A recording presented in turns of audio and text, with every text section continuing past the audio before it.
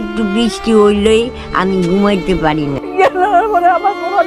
খুবই ভয়াবহ অবস্থা, পানিতে একদম তলিয়ে গিয়েছে ঢাকা শহর। উন্নয়নের গাল ভরা বুলি, হাজার হাজার কোটি টাকার মেগা প্রজেক্ট আর স্মার্ট সিটির স্বপ্ন সবকিছু যেন এক পশলা বৃষ্টিতেই ধুয়ে মুছে সাফ হয়ে যায়। সামান্য কয়েক ঘন্টার বৃষ্টিতেই যখন খোদ রাজধানী ঢাকা এক বিশাল লেকে পরিণত হয়, তখন সাধারণ মানুষের মনে একটি প্রশ্নই জাগে, আমরা কি আসলেই এগোচ্ছি নাকি উন্নয়নের নামে কোনো এক অজানা গহ্বরে তলিয়ে গেছি। অন্যদিকে শুধু রাজধানী নয়, দেশের বিস্তীর্ণ অঞ্চল আজ ভয়াবহ বন্যার কবলে। সিলেট, চট্টগ্রাম, কুমিল্লা, ফেনী, নোয়াখালী থেকে শুরু করে পার্বত্য জেলা খাগড়াছড়ি, রাঙামাটি ও কক্সবাজার সবখানেই আজ কেবলই হাহাকার আর কান্না রোল। বসত ভিটা হারিয়ে, সর্বস্ব খুইয়ে লাখ লাখ মানুষ আজ পানিবন্দী। মৃত্যুর মিছিল ক্রমেই দীর্ঘ হচ্ছে।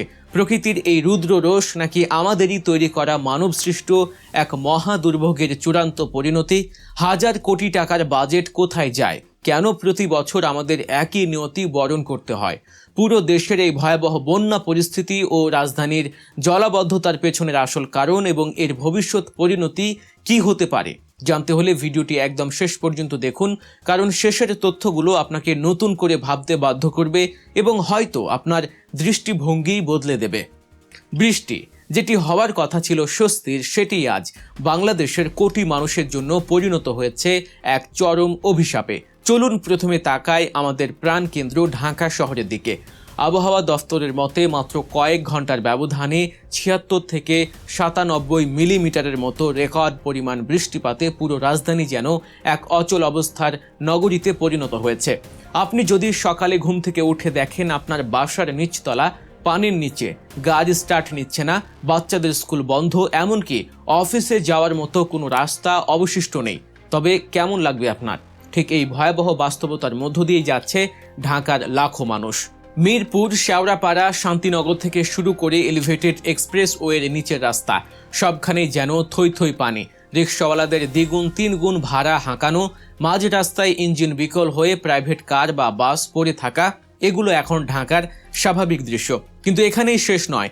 বিশেষজ্ঞদের মতে এই জলাবদ্ধতা শুধু আর ভোগান্তির পর্যায়ে নেই, এটি এখন রীতিমতো এক ভয়াবহ বিপদের কারণ হয়ে দাঁড়িয়েছে। মাটির নিচে পানি জমে থাকার কারণে রাস্তার পিচ ঢালাই উঠে গিয়ে তৈরি হচ্ছে মরণ ফাঁদ। অনেক ভবনের বেসমেন্টে দীর্ঘদিন পানি জমে থাকায় সেগুলো মূল পিলারের স্থায়িত্ব মারাত্মকভাবে দুর্বল হয়ে পড়ছে। যে কোনো মুহূর্তে ভবন ধসের মতো বড় ধরনের কাঠামোগত বিপর্যয়ের আশঙ্কা করছেন নগর পরিকল্পনাবিদরা।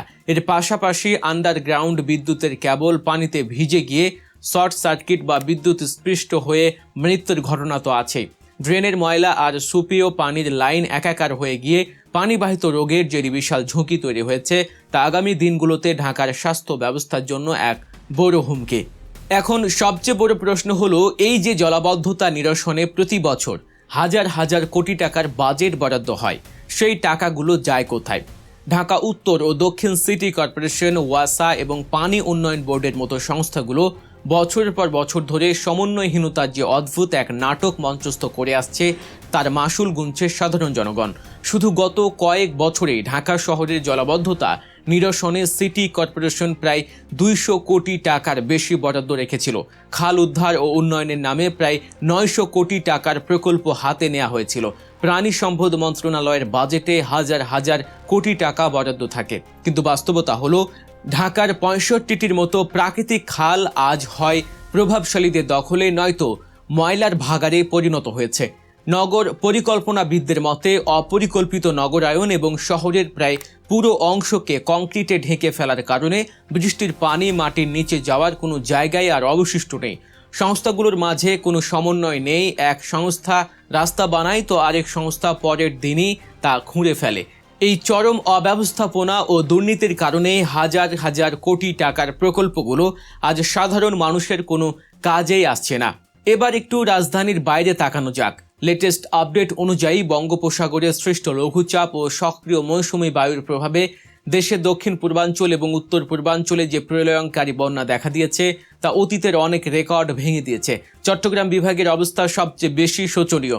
কক্সবাজার, বান্দরবান, রাঙামাটির পাহাড়ি এলাকায় টানা বর্ষণে পাহাড় ধসে এরই মধ্যে বহু মানুষের মর্মান্তিক মৃত্যু হয়েছে। রোহিঙ্গা ক্যাম্পগুলোতে পাহাড় ধসের ঘটনা পরিস্থিতিকে আরও জটিল করে তুলেছে। অন্যদিকে ফেনী, কুমিল্লা, নোয়াখালী, খাগড়াছড়ি সহ বিস্তীর্ণ অঞ্চল আজ পানির নিচে। অনেক এলাকায় যোগাযোগের একমাত্র মাধ্যম এখন নৌকা। লাখ লাখ মানুষ গৃহহীন হয়ে আশ্রয় কেন্দ্রগুলোতে ঠাঁই নিয়েছে, কিন্তু সেখানেও দেখা দিয়েছে চরম খাদ্য ও বিশুদ্ধ পানির সংকট। বর্তমানের এই বন্যা পরিস্থিতি নিয়ে আবহাওয়া ও জলবায়ু বিশেষজ্ঞরা যে সতর্কতা দিচ্ছেন তা রীতিমতো শিউরে ওঠার মতো। তারা বলছেন, বৈশ্বিক জলবায়ু পরিবর্তনের কারণে অতিবৃষ্টি এবং বন্যার প্রকোপ আগামীতে আরও ভয়াবহ রূপ নেবে। একদিকে উজানের ঢল, অন্যদিকে দেশের অভ্যন্তরে অপরিকল্পিত বাঁধ নির্মাণ, নদী দখল এবং নদীর নাব্য হ্রাসের কারণে পানি সহজে নেমে যেতে পারছে না। যে নদীগুলো একসময় বন্যার পানি ধারণ করত, আজ বালুদস্যু ও ভূমিদস্যুদের কারণে সেগুলোর শ্বাসরোধ হয়ে গেছে। ফলে একটু বেশি বৃষ্টি হলেই লোকালয়ে পানি ঢুকে পড়ছে। সেনাবাহিনী, নৌবাহিনী, ফায়ার সার্ভিস এবং বিভিন্ন স্বেচ্ছাসেবী সংগঠন দিনরাত এক করে উদ্ধার কাজ চালিয়ে যাচ্ছে, কিন্তু দুর্গত এলাকার বিশালত্ব এবং পানির তীব্র স্রোতের কারণে অনেক প্রত্যন্ত অঞ্চলেই এখনও পর্যাপ্ত ত্রাণ পৌঁছানো সম্ভব হয়নি। একদিকে আমরা দেখছি শহরের রাস্তায় হাঁটু পানিতে দাঁড়িয়ে থাকা এক হতাশ চাকরিজীবীকে, অন্যদিকে দেখছি গ্রামের পর গ্রাম ডুবে যাওয়ায় নিজের শেষ সম্বলটুকু বাঁচাতে লড়াই করা এক অসহায় কৃষককে। দিনমজুর বা রিক্সা চালকরা যারা দিনের আয় দিয়ে দিন পার করেন, তাদের অবস্থা সবচেয়ে করুণ। একদিন কাজে বের হতে না পারলে যাদের ঘরে চুলা জ্বলে না, এই দুর্যোগের দিনে তাদের দিকে তাকানোর যেন কেউ নেই। এই বৈষম্য আর দুর্ভোগ আমাদের চোখে আঙুল দিয়ে দেখিয়ে দেয় যে আমাদের উন্নয়ন পরিকল্পনাগুলো কতটা ভঙ্গুর এবং দূরদর্শিতাহীন। তাহলে সমাধান কোথায়? বিশেষজ্ঞরা বারবার একটি কথার উপরই জোর দিচ্ছেন, টেকসই ও সমন্বিত পরিকল্পনা। শুধু মেগা প্রজেক্টের নামে কংক্রিটের জঙ্গল বানালেই হবে না, শহরের ড্রেনেজ ব্যবস্থাকে আধুনিক ও বিজ্ঞানসম্মত করতে হবে। বেদখল হওয়া খাল ও নদীগুলোকে যে কোনো মূল্যে উদ্ধার করে পানির স্বাভাবিক প্রবাহ নিশ্চিত করতে হবে।